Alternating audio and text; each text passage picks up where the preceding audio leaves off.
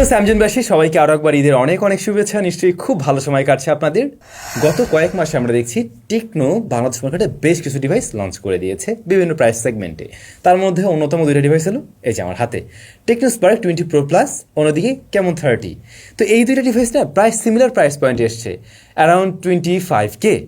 এই বাজেটে এই দুইটা ডিভাইস আলাদা আলাদা কিছু অফার করলেও আপনারা একটু কনফিউজড কোনটা আপনি চয়েস করবেন। হ্যাঁ, দুটোতে অনেক ভালো ভালো জায়গা অবশ্যই আছে, আবার কমতির জায়গাও ডেফিনেটলি আছে। তো চলুন ওইটি একটু আমরা ফাইন্ড আউট করে দেখি কোনটা কার জন্য বেটার, কোন জায়গায় কে পিছিয়ে আছে। আর আমাদের আজকের ভিডিও স্পন্সর রেইনবো গ্যাজেট, তাদের কাছে টেকনোর এই ডিভাইসগুলো অফিসিয়ালি পেয়ে যাবেন। ভিডিও ডেসক্রিপশনে তাদের সবের ইনফরমেশন মেনশন করা থাকলো। দামের ব্যাপারে নিশ্চয়ই আপনারা অবগত আছেন, তবে টেকনো কেমন 30 এই ফোনটা কিন্তু বাংলাদেশ মার্কেটে দুইটা ভ্যারিয়েন্টে পাওয়া যাচ্ছে। অন্যদিকে স্পার্ক 20 প্রো প্লাস শুধুমাত্র একটি ভ্যারিয়েন্টে আসে 8/256GB। এইটা 8/256GBর পাশাপাশি 12/256GB ভ্যারিয়েন্টে পাওয়া যায়। তো আমরা যদি 8/200 টু 8/200কে কম্পেয়ার করি, তাহলে প্রাইসের কারণে এটা কিন্তু এগিয়ে থাকবে, কারণ দাম কিছুটা কমে আপনি পেয়ে যাচ্ছেন। এরপর যদি আসি ডিজাইনে, পার্সোনালি আমি আমার মতামত দিলে বলবো আমার কাছে এইটা ডিজাইনটা বেশি ভালো লেগেছে।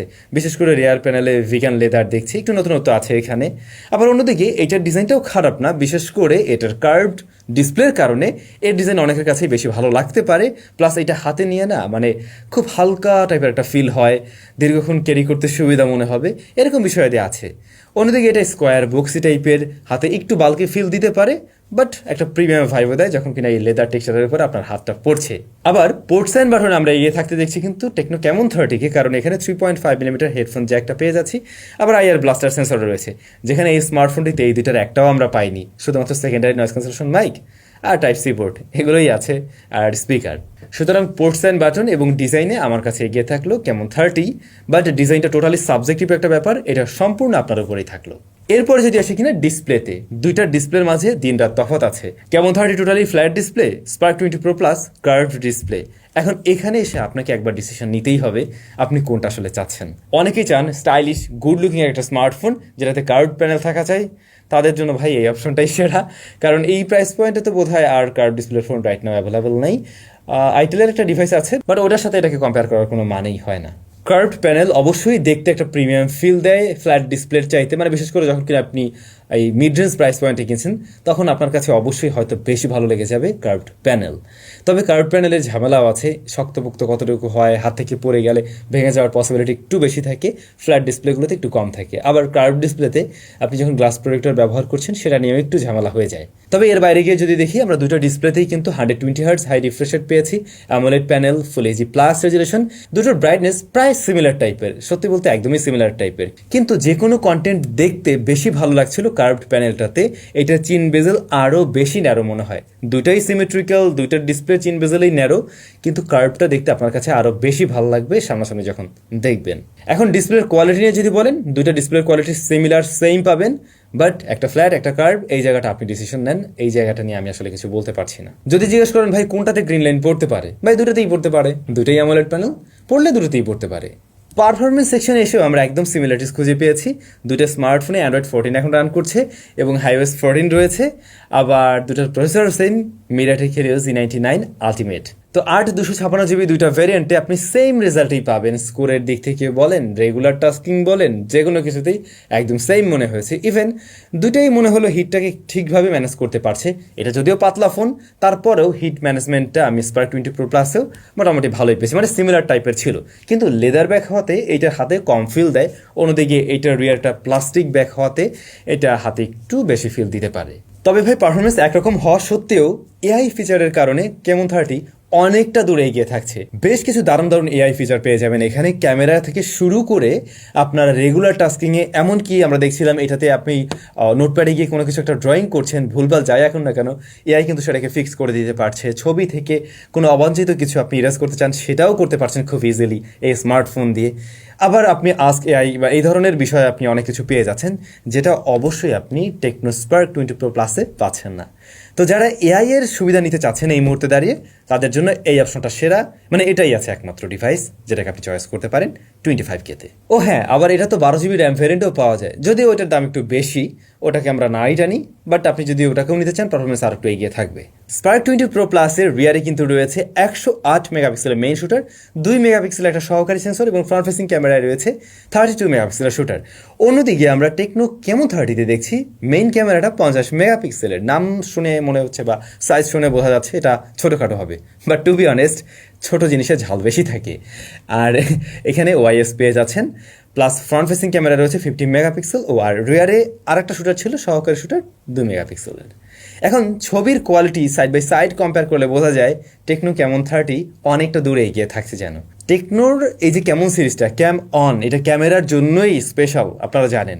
সো সেই খেলাটুকু তো দেখাবেই, এবং ওরা এবারে এআই টেকনোলজির মাধ্যমে এখানে লো লাইটও একটু বেটার করার ট্রাই করছে। তো আমরা ডেলাইট কন্ডিশনে দেখছিলাম দুইটা ছবির মাঝে কেমন 30-তে ডিটেলের পরিমাণ বেশি দেখা যায়, ডাইনামিক রেঞ্জ হ্যান্ডেলিং আমরা ভালো দেখছি কেমন 30-তে, ইভেন সেটা লো লাইটের ক্ষেত্রেও। আবার লো লাইটে ওদের এআই টেকনোলজির মাধ্যমে কিন্তু স্পেশালি একটু বেটার ছবি দেওয়ার ট্রাই করছে, যেখানে স্পার্ক 20 Pro Plus বেশ কিছুটা পিছিয়ে আছে ডিটেলে বলুন, ইভেন কন্ট্রাস্টি হওয়ার প্রবণতা একটু বেশি দেখছি, পাশাপাশি সফটনেস এবং গ্রেইনের দেখাও পাওয়া যায় স্পার্ক 20 Pro Plus। সেখানে আমরা কিন্তু কেমন 30-কে অনেকটা বেটার রেজাল্ট দিতে দেখছি। মেইন ক্যামেরায় অবশ্যই কেমন 30 উইনার, ইভেন পোর্ট্রেট মোডেও এস ডিটেকশন থেকে শুরু করে কালার এবং ওভারঅল ছবির কোয়ালিটি আপনার কাছে অনেকটাই দিন আর রাত মনে হবে। এছাড়াও আমি বলছিলাম কেমন 30-তে ক্যামেরায় আপনারা এআই ফিচারগুলো ব্যবহার করতে পারবেন, মিড জার্নির মতো চাইলে এর ক্যামেরা দিয়ে সেরকম ছবি নিতে পারছেন। এরপর বাকি থাকলো ফ্রন্ট ফেসিং ক্যামেরা। কেমন 30-তে আমরা 50 মেগাপিক্সেল পেয়েছিলাম, আর স্পার্ক 20 Pro Plus-এ আমরা পেয়েছিলাম 32 মেগাপিক্সেলে। যদিও মেগাপিক্সেল ম্যাটার করে না, তারপরেও এখানে আমরা দেখছি কেমন 30 আসলে এগিয়ে আছে, এবং কেমন 30-তে ডিটেলের পরিমাণ ভালো পেয়েছি, ইভেন ডাইনামিক রেঞ্জেও সাইড বাই সাইড কম্পেয়ার করতে গেলে এগিয়ে থাকে, প্লাস লো লাইটের দিকেও কেমন 30 এগিয়ে আছে। দুটো স্মার্টফোন দিয়ে ভিডিও রেকর্ড করা যায় 2K 30 FPS এর সর্বোচ্চ, তবে আমরা কেমন 30-তে পেয়েছি কিন্তু ওয়াইএস, যেটা আপনাকে ওই যে 2K সর্বোচ্চ রেজলিউশনেও একটা বেটার সাপোর্ট দেয়। আবার যখন কিনা রেজলিউশন একটু কমিয়ে 1080p নিচ্ছেন তখনও স্টেবিলিটি বেশ ভালোই পাওয়া যায়। এক্সপোজার ব্যালেন্স করতে গিয়েও এটার মতো অতটা হিমফিম খায় না, ভিডিওতেও ইভেন সে এগিয়ে আছে। ওভারঅল ক্যামেরার জন্য চয়েস করতে চাইলে অবশ্যই এটাকে চয়েস করতে হবে, এটাকে রেখে। এটার ক্যামেরা যে খারাপ আমি তা বলছি না, অন্য ব্র্যান্ডের অন্য অনেক ডিভাইসের সাথে কম্পেয়ার করতে গেলে অনেক জায়গায় এটাও তাদের সাথে সাইড বাই সাইড কম্পেয়ার করার মতো, কিন্তু এই দুইটাকে কম্পেয়ার করতে গেলে অবশ্যই এই ডিভাইসটা ক্যামেরাতে এগিয়ে থাকছে। দুটার ক্ষেত্রে বেশ লাউড স্পিকার আমরা পেয়েছি, স্টেরিও সাউন্ড পাবেন, তবে সাউন্ডের কোয়ালিটিতে আমার কাছে মনে হলো স্পার্ক 20 Pro Plus একটু এগিয়ে আছে। এটা লাউডনেসটা একটু বেশি এবং ফুল ভলিউমেও ডিস্টরশনের পরিমাণ এটাতে কম ছিল, অন্যদিকে এটা একটু ডিস্টরশন বেশি দিচ্ছিল। আমরা দুটোতেই ইন ডিসপ্লে ফিঙ্গারপ্রিন্ট স্ক্যানার পেয়েছি, পজিশন ঠিকঠাক এবং দুটো সেম রেজাল্ট দিয়েছে। ব্যাটারি দুটোতেই পাচ্ছেন 5000 mAh, তবে 33 ওয়াটের চার্জিং সিস্টেম রয়েছে স্পার্ক 20 Pro Plus-এ। কেমন 30-তে রয়েছে 70 ওয়াটের চার্জিং সিস্টেম। তো এই জায়গায় অবশ্যই চার্জারের ক্ষেত্রে উইনার কেমন 30, এবং ব্যাটারি ব্যাকআপ দুটো স্মার্টফোনই একদিন চালানো যায়। এখন এই ছিল দুইটা ডিভাইসের বিবরণ, দুইটার মধ্যে আলাদা তফাৎ কী কী ছিল বুঝতে পারছেন নিশ্চয়ই। স্পার্ক 20 Pro Plus বিশেষ করে এগিয়ে থাকবে এর ডিসপ্লেটা নিয়ে, যেহেতু কার্ভ ফোন এবং খুবই স্টাইলিশ একটা ব্যাপার স্যাপার আছে এখানে, এ কারণে অনেকের কাছে ভালো লেগে যাবে। তবে রিয়ার প্যানেল দেখে হয়তো অনেকের কাছে আবার এটা ভালো লাগবে। বাদবাকি বিষয়বস্তুতে আমার কাছে মনে হয় কেমন 30 উইনার থাকে বা কেমন 30 একটু এগিয়ে থাকে। তারপরেও সম্পূর্ণ ডিসিশনটা আপনিই নেবেন। আপনার কাছে যদি মনে হয় না আমার কার্ভ ডিসপ্লেটাই অনেক বেশি ম্যাটার করে, তাহলে অবশ্যই আপনি এটাকে চয়েস করতে পারেন। আর যদি মনে হয় না আমার ক্যামেরা এবং পারফরমেন্স বোথ একসাথে ভালো হওয়া চাই, পাশাপাশি আমার এআই এর ফিচারগুলো দরকার এবং রিসেন্ট টাইপের ডিভাইস, সেক্ষেত্রে আপনি কেমন 30। কেমন 30-এর আরেকটা ব্যাপার আছে কিন্তু, ওটাতে ওরা 2 বছরের কিন্তু অ্যান্ড্রয়েড আপডেট দিবে, মেজর আপডেট দিবে, এটাও একটা অনেক বড় বিষয়। আই থিঙ্ক মোটামুটি সব বিষয় ক্লিয়ার, কনফিউশন দূর হয়ে গেল। সবাই অনেক বেশি ভালো থাকবেন, সুস্থ থাকবেন। যারা ঢাকার বাইরে গেছেন সুস্বাস্থ্যে ঢাকা ফিরে আসেন। দেখা হবে, বাই বাই।